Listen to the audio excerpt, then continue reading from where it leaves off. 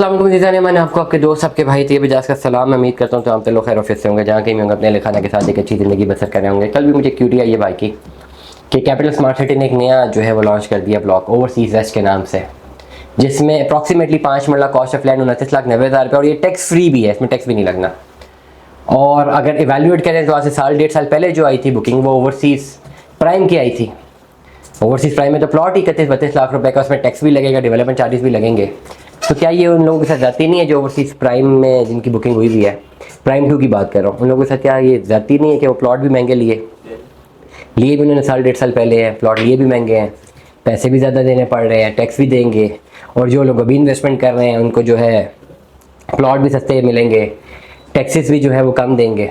Taxes नहीं देंगे, tax free है, ओवरसीज़ वेस्ट लोकेशन भी सेम है, तो क्या उनके साथ जाती नहीं है? टेक्निकल टर्म्स में देखा जाए जाती तो है, डेफिनेटली है, इसमें मैं इससे डिसएग्री नहीं करूँगा। जिनकी ओवरसीज़ प्राइम 2 में इन्वेस्टमेंट है वो अगर इवैल्यूएट करेंगे, उन्होंने 1.5 साल पहले ओन दे के ये इन्वेस्टमेंट्स की हुई हैं, तो इस वक्त वो इवैल्यूएट करेंगे तो वो तो कहेंगे ये हमारे तो नुकसान नहीं हुआ, हम तो शायद उस वक्त ना करते, आज कर लेते तो फ़ायदे में रहते। ये बात बिल्कुल सच है। लेकिन एक बात कहूँगा कि ओवरसीज़ प्राइम 2 में जिन लोगों ने इन्वेस्टमेंट की है उस वक्त मार्केट की डायमेंशंस कुछ और थी, आज मार्केट की डायमेंशंस कुछ और है। ओवरसीज़ प्राइम 2 के लोगों का ठीक है, उनका कंसर्न सही बनता है, लेकिन फिर ऐसे भी लोग भी तो हैं जिन्होंने उस वक्त जिस वक्त आपने ओवरसीज़ प्राइम 2 में इन्वेस्टमेंट की है उस वक्त बहुत सारे लोगों ने पुरानी फाइलों में, जिस तरह कमर्शियल फाइलों में और सेलर फ्री डॉक्यूमेंट्स में 45-45, 50-50 लाख रुपए ऑन भी दिए। 1 करोड़ 5 लाख रुपए की कॉस्ट ऑफ लैंड, 4 मरला कमर्शियल, 45 लाख रुपए ऑन, एग्जाम्पल दे रहा हूँ। 1.5 करोड़ का तुमको पड़ेगा। आज तो वो 18 लाख का भी नहीं बिक रहा।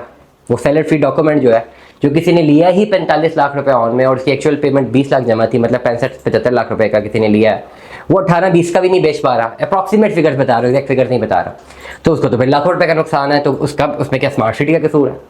ओवरऑल पूरी मार्केट की डायमेंशन का कसूर है। अगर मार्केट उसी तरह ऊपर जा रही होती, इस वक्त गई थी, तो अभी तो ये प्लॉट मेरे ख्याल से करोड़ रुपए के हो गए होते। अभी तो सारे ओवरसीज़ में 1 करोड़ पे लोग प्लॉट की डिमांड कर रहे होते। अभी मेरे पास 3 करोड़ रुपए के विला है, लोग 6-6 करोड़ रुपए डिमांड कर रहे होते हैं। अगर मार्केट उतनी ही तेज़ होती, मार्केट कोलैप्स कर गई। जब मार्केट कोलैप्स कर गई तो सोसाइटी ने किसी ना किसी तरह तो अपने खर्चे निकालने, और कुछ ना कुछ तो निकालना ही निकालना है।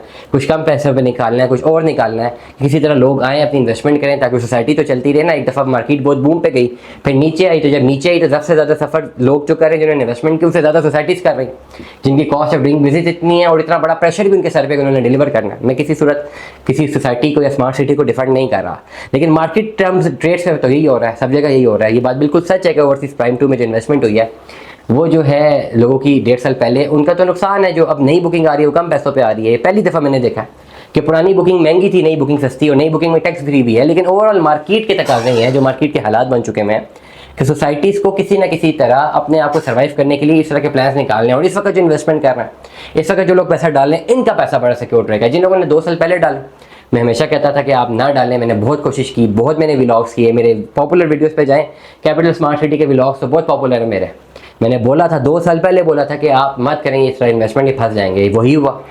आज मैं कह रहा हूँ कि इन्वेस्टमेंट करें, क्योंकि आज की इन्वेस्टमेंट, क्योंकि मुझे आने वाले टाइम पे 2-4-5 सालों बाद फिर वही बूम नज़र आ रहा है। और बूम ना भी आए तो ये जो जिस अमाउंट पे आज आप लोग आज परचेजिंग कर रहे हैं, इसमें कभी कुछ भी नहीं मिलने लगा आने वाले टाइमों में। दुआ में याद रखिएगा, अपना बहुत सारा ख्याल रखिएगा। Stay tuned. अल्लाह हाफ़िज़।